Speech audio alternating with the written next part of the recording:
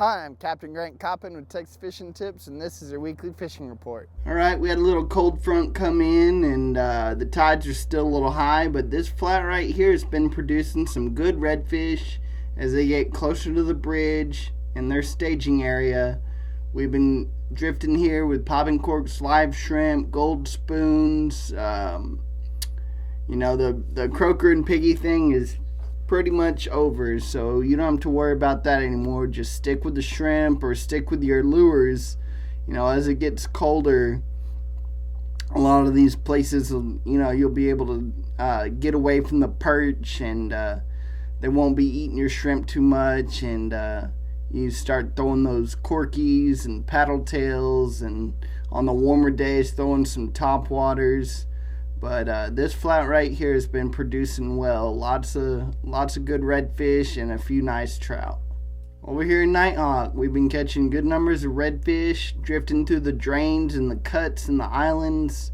That high tide has allowed us to target some of the places that normally don't have water in them.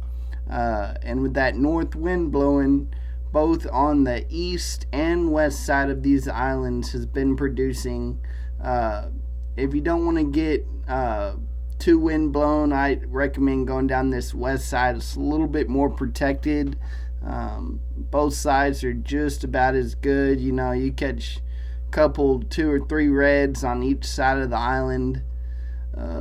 What I've been doing is just throwing those corks in the live shrimp, and it's been producing really well. Haven't been catching too many skipjack lately, but when I do, I save them and then throw them out in those drains and catch some good reds. Also been picking up a few black drum in these guts. Same with the shrimp and the popping cork. And right along the ICW, been seeing a lot of bait and catching a few bull reds. Back here in Lake Padre, been catching a lot of good redfish, and also starting to see those flounder packing in here.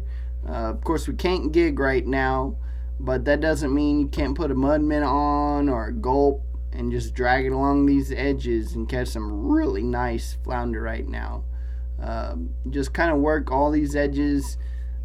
Probably the best way to do it is to just kind of walk down the bank, and if you're in a boat, just use the trolling motor, throw it up on the shore and just drag it down and let it fall off that drop off.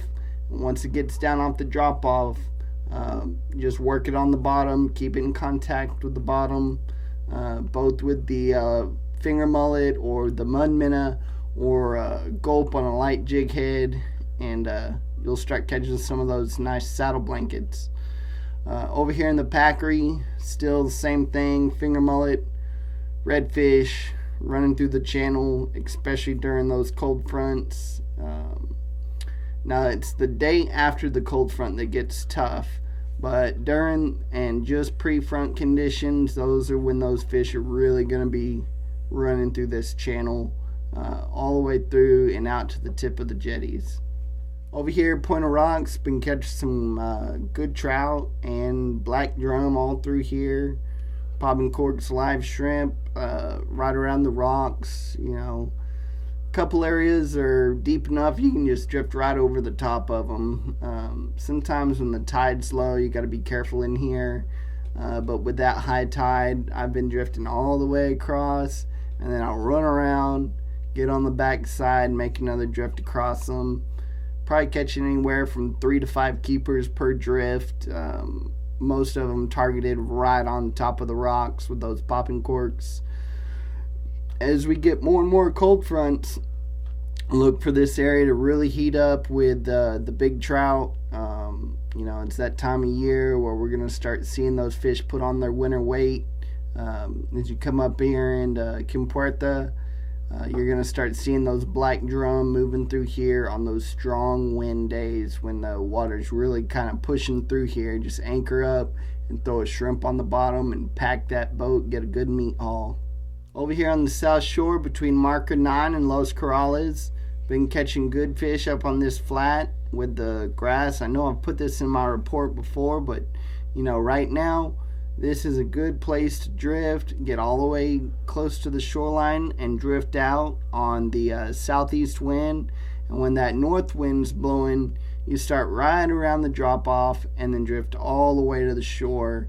And what I recommend doing, this is one of the things that I've run into lately, is a lot of boats will run right through the middle of this flat, and that's running right over the middle of the fish. So you're either going to run down the shoreline or you're going to run just off the drop off. But if you're going to be in here, that area between the drop off and the shoreline, that's where all the fish are. So try to, if you're going to come back and make another drift, come down here way away from the fish, run out off the drop off, come around way out, and then put the trolling motor down, trolling motor up to the drop off, put the trolling motor up, and then drift all the way into the shoreline. Taking a little bit of extra time to set up your drift and do it the right way will really increase the size of your box at the end of the day. I'm Captain Grant Coppin. Thanks for watching.